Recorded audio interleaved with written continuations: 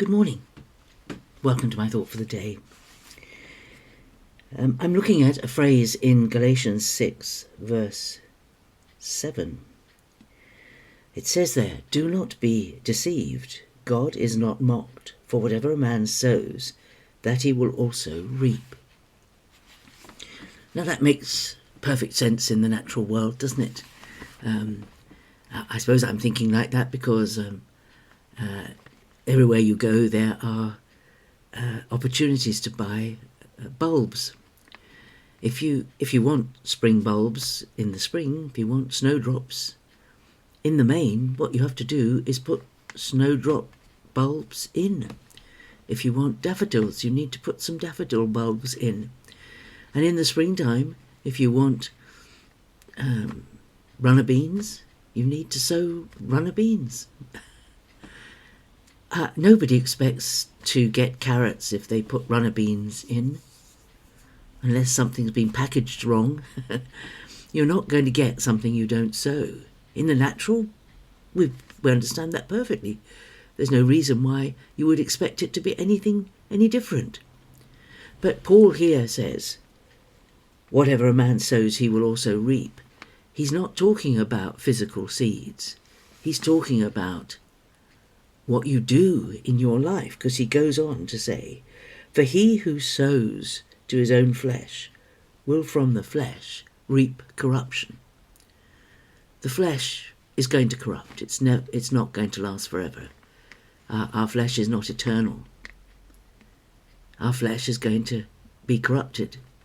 And if you live your life for the flesh, we're talking about non-spiritual things. We're talking about gratifying the flesh. We're talking about sin. The wages of sin is death. It is corruption. That's what you get. If you live your life for the physical, that's what you will get. But if you sow to the Spirit, he who sows the Spirit will from the Spirit reap eternal life. And this fits in with the other injunctions that Jesus made, particularly they're recorded in Luke 6:37. There's a whole list of them. What you sow is what you reap. In Luke 6:37, "Judge not, and you will not be judged." The opposite of that is judge, and you will be judged. What you sow is what you reap. Condemn not, and you will not be condemned. If we condemn people, we'll reap condemnation for ourselves. Forgive, and you will be forgiven. Forgive not, and you will not be forgiven. What we sow is what we reap. Give, and it'll be given to you. Don't give, and it won't be given to you. Can you see that it's exactly the same principle, that what you sow is what you reap? What you give to others is what you'll get back. If you live your life anxiously, you'll reap anxiety. If you're always angry, you'll get anger back. What you reap will be what you've sown. And Paul goes on in Galatians 6 to say, "Let us not grow weary in well-doing, for in due season we will reap if we do not lose heart." And what he's saying there is, these things are natural. What you sow is what you reap. But it doesn't always happen as quickly as that.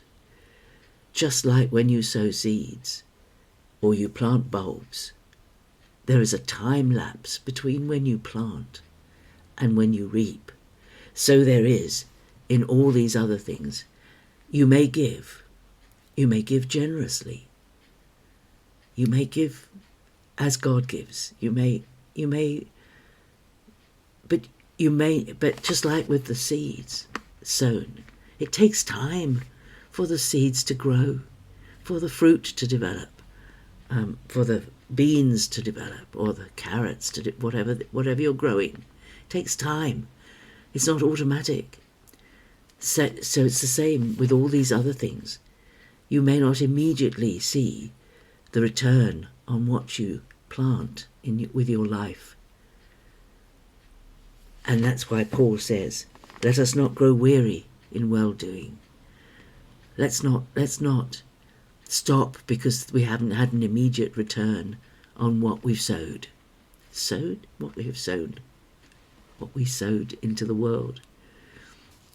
We do it because we know that the principle of sowing and reaping works. And the principle of sowing and reaping should be in every aspect of our life, because it's the way God made this world. And it works in the spiritual realm, the emotional realm, the financial realm.